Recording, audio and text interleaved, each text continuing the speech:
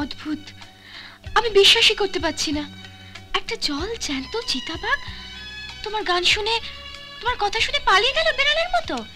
অবাক হবার কিছু নেই, এক সময় এত বাঘ মেরেছি কি বাঘের ভাষাটা পর্যন্ত জানা হয়ে গেছে। আচ্ছা, তুমি ওকে ছেড়ে দিলে, ওকে মারলে না? না, মারলাম না, ওই বন্য প্রাণী সংরক্ষণের কথা ভেবেই ছেড়ে দিলাম। তবে হ্যাঁ, বাঘটা আমারে কথা দিয়েছে যে কাল সকালের মধ্যেই আমাদের রাজত্ব ছেড়ে চলে যাবে। কেমন যেন খিদে খিদে পাচ্ছে, আমাকে কিছুক্ষণের জন্য ছুটি দাও।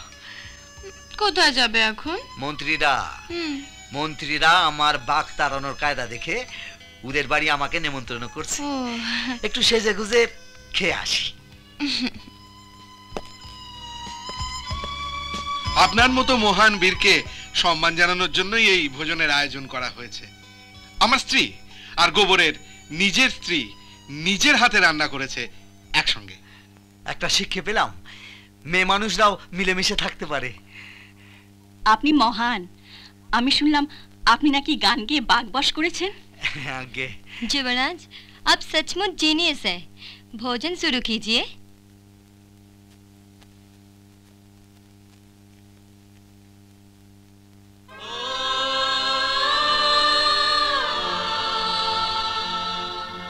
রাজা দাদা কিছু খেতে দেবে? রাজা দাদা কিছু খেতে দেবে? শিশুরা না খেয়ে ঘুমিয়ে পড়েছে, জাগবে কিনা জানি না। না, এ খাবার আমার গলা দিয়ে নাইবো না, অসম্ভব। 25 বছর এদেশের লোক না খেয়ে আছে, আর আমি গপ গপ করে খাবো? কখনো না। রাজকোষ শূন্য, অথচ আপনাদের বিলাসিতা দেখে অবাক লাগে। যে দেশের শিশুরা খেতে পায় না, সেই দেশের মন্ত্রীরা 13 পদের চুপ্পসূচ খাবার খায়, লজ্জা করে না? আমি এক্ষুনি আপনাদের সমস্ত ধন সম্পদ বাজেয়াপ্ত করলাম, ক্রক করলাম।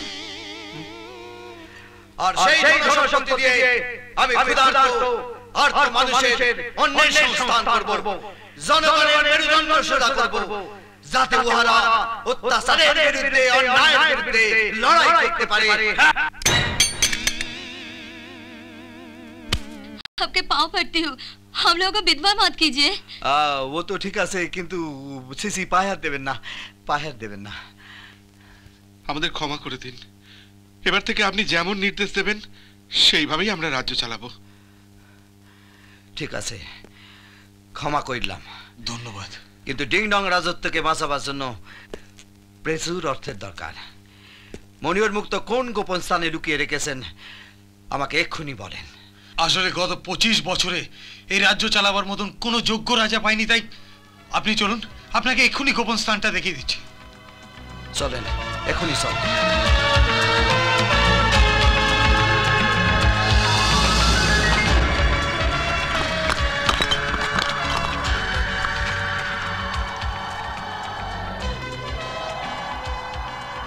এই মুক্তটা হচ্ছে ডিং ডং রাজবংশের ঐতিহ্যের প্রতীক।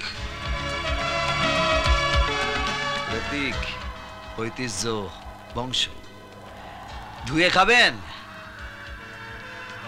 দেখি এই পাথরের বিনিময়ে ডিং ডং রাজ্যের অর্থনৈতিক সংকট মোচন করা যায় কিনা।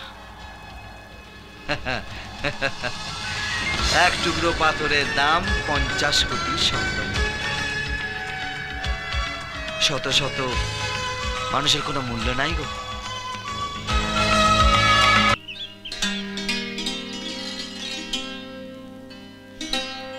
আমি না ওই ফুল, গান, খুর, কাঁচি সব ভালোবাসি। কাঁচি খুর ভালোবাসো কেন? কেন মানে ওই আমার ঠাকুরদা বলতেন যে গান আর খুর ভালোবাসে না, সে বেটা মানুষ খুন করতে পারে। আরে এই কথা তো উইল কালীপদ বলতেন। হ্যাঁ, ওই উইল কালীপদই তো আমার ঠাকুরদা। হ্যাঁ, অনেক উঁচু বংশের প্রামাণিক ছিলেন। প্রামাণিক ছিলেন কালীপদ মানে বাবা? বারবার ওটাই বলতেছি যে পরামানিক মানে হলো নিপতি, নিপতি মানে হলো নিপতি, আর নিপতি মানে হলো বড় ঘরের চাষির ছেলে, যাকে বলে ওই ফার্মার। অনেকে বলেন বটে, কিন্তু উনি তো বিখ্যাত লেখক ছিলেন। হ্যাঁ, লেখক তো ছিলেন, লেখার চাষ করতেন, কত কিছু লিখে গেছেন। সবটাই সবাই পড়তে পারেনি, ওই আমি ছাড়া। তোমার মতো বিদ্বান, বুদ্ধিমান আর শক্তিমান পুরুষকেই আমি এতদিন মনে মনে ভালোবেসে এসেছি, কিন্তু কিন্তু এবার যে আমার ফিরে যাওয়ার সময় হয়ে গেছে। সে কি, কোথায় যাবে? নিজ দেশে, অঙ্গাঙ্গিতে। না না, তুমি চলে গেলে আমি বাঁচবো কি করে? কি করে বাঁচাবো আমার গরিব প্রজাদের? তোমার অনুপ্রেরণায় আমি উজ্জীবিত হয়েছি, তোমার পরশে আমি নতুন জগতের স্বপ্ন দেখেছি। আপনার স্বপ্ন স্বপ্নই থেকে যাবে। হাসনুকে এই জীবনে আপনি জীবন সাথী হিসেবে পাবেন না। কেন? কারণ উদরপিণ্ডির অত্যাচারী, অপরাজেয় ঘচাংকুকু রাক্ষসেরও বাগদত্তা। এটা কি সত্যি হাসনু আনা? তোমাকে ভালো লাগার পর থেকে রোজই ভেবেছি তোমাকে বলবো, আমি আমি রাক্ষসের কেনা বাদী, কিন্তু বলতে পারিনি। পাছে পাছে তোমাকে হারাই। ওকে ভুলে যাও রাজা, ওর অভিভাবিকা হিসেবে তোমার কাছে নিয়ে এসেছিলাম। আজ উদরপিণ্ডি থেকে বিশেষ বার্তা এসেছে। কাল সকালে অঙ্গাঙ্গীর দেশে হাসনুকে ফেরত না নিয়ে গেলে রাক্ষস তোমার রাজ্য আক্রমণ করবে। হাসনুকে ভুলে যাও রাজা। সন্ধি অনুসারে আগামী বৈশাখী ঝড়ের রাতে হাসনুর সঙ্গে রাক্ষসের বিবাহ স্থির হইয়াছে। চলে এসো হাসনু, কাল প্রভাতেই আমরা রওনা হব। একদম ভালো লাগছে না, তোমার চোখের জল আমার একদম ভালো লাগছে না। তুমি তো সুন্দর, সুন্দর কখনো কাঁদে? ও তো হাসে। তুমি চিরকাল হাসবে, নাচবে, গাইবে জীবনের গান। আমি ঘসাং ফুফু রাক্ষসকে বধ করব, ওকে বধ করে ডিংডং এর রানীর সিংহাসনে তোমায় বসাবো। এই তোমার চোখের পাতাসে আমি প্রতিজ্ঞা করলাম। ঘচাংকুকু রাক্ষসকে বধ করা অসম্ভব, কারণ ও অপরাজেয়। এই ঘসাংফু রাক্ষসকে বধ করার কি কোনো পথ নাই? একটাই পথ আছে, যদি ওর কানে কেউ 7 রকমের মধু অর্থাৎ সপ্ত মধু ঢালতে পারে, তবেই রাক্ষস ঘচাংকুকুর মৃত্যু অনিবার্য। সপ্ত মধু, ঘসাংফু।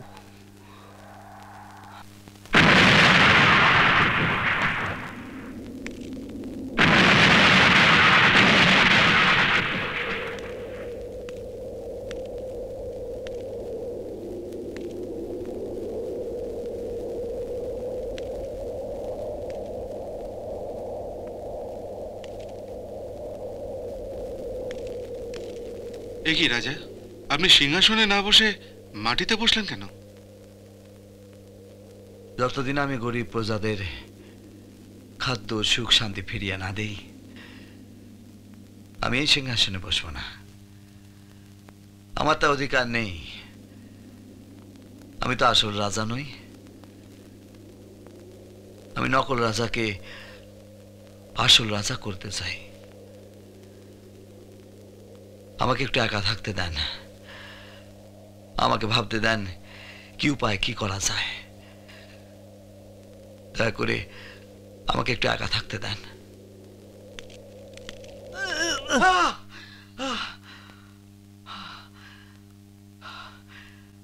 হাসনু, হাসনু, হাসনু, হাসনু, হাসনু, আমি তোমাকে কখনই ওই বিভৎস রাক্ষসের হাতে ছেড়ে দিতে পারবো না হাসনু। আমিও পারবো না তোমার ছেড়ে থাকতে। তুমি কথা দাও, তুমি আমাকে ছেড়ে যাবে না। না না না, আমি তোমার ছেড়ে যাব না, 3 সত্যি। কিন্তু রাক্ষস ঘচাংকুকুকে বধ করতে না পারলে হাসনুকে আপনি বিয়ে করতে পারবেন না, এটাও সত্যি।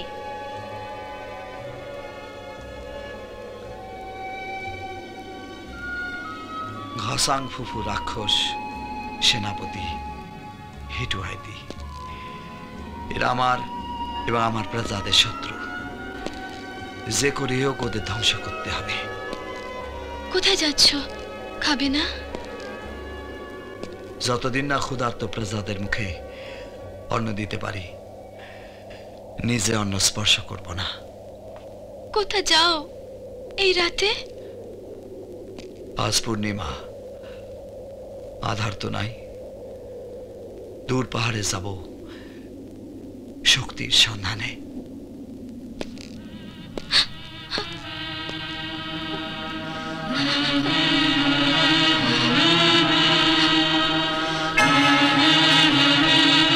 হে চাঁদ, ওই যে শুধু নিহারিকা, যিশু ঈশ্বর আল্লাহর সন্তান রূপে আমাকে চরম শক্তি দাও। ধরিত্রী, তুমি আমার মা, আমাকে শক্তি দাও। হে সূর্য, তুমি তেজ, আমাতে তেজ স্থাপন করো। তুমি বীর, আমাতে বীরত্ব স্থাপন করো। তুমি শক্তি, আমাতে শক্তি স্থাপিত করো। তুমি মানসিক তেজ, আমাকে মানসিক তেজ দাও।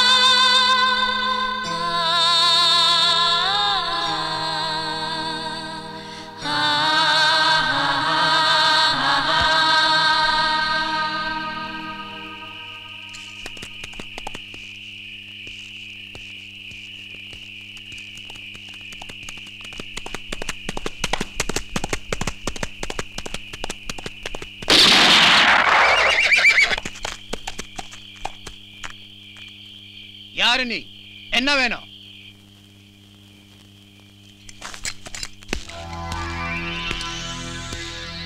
আমি হারাধন, ডিংডংয়ের প্রজারা ভাবে আমি ওদের দেশের রাজা সসল ভস্কিম।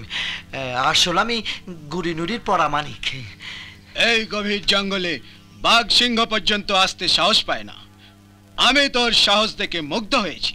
বল বাসধন, তোর কি চাই? What do you want?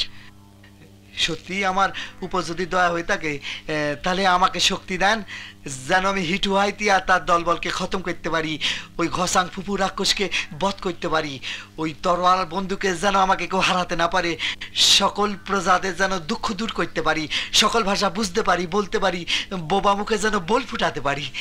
ও, তুমি সুপারম্যান হতে চাও? আগে হ্যাঁ, যেন অন্ধজনে আলো দেখাতে পারি। ঠিক আছে, मंत्रम चलले। अरण्य देवाय नमः, অরণ্য দেবায় নমঃ, सुपरमैनाय नमः, সুপারম্যানায় নমঃ, जेम्स बंडाय नमः। জেমস বন্ডায় নমঃ। जा, পেয়ে গেলি শক্তি। ইং ক্লিং ছটফট। আমার আংটি তোর আঙ্গুলে পরিয়ে দিলাম। এটা শক্তির প্রতীক। আমি চিরকাল আপনার কাছে কৃতজ্ঞ থাকবো অরণ্যদেব। তবে হ্যাঁ, একটা কথা, এই পরে পাওয়া শক্তি তোর কাছে 6 মাসের বেশি থাকবে না। লেকিন ইয়াদ রাখনা, আগামী 15ই আগস্ট রাত 2টায় তোমার মহাশক্তি ফুরিয়ে যাবে। তবে একটা কথা মনে রেখো, আমার কাছে যা শক্তি আছে তার মাত্র অর্ধেক শক্তি আমি তোমাকে দিয়েছি, বাকি অর্ধেক রইল আমার নিজের আত্মরক্ষার জন্য।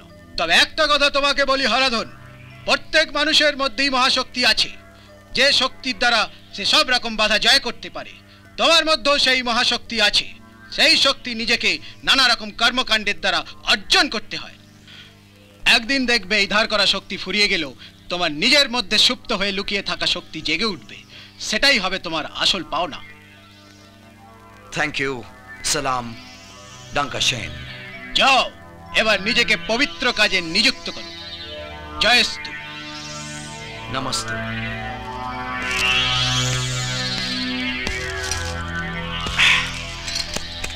এই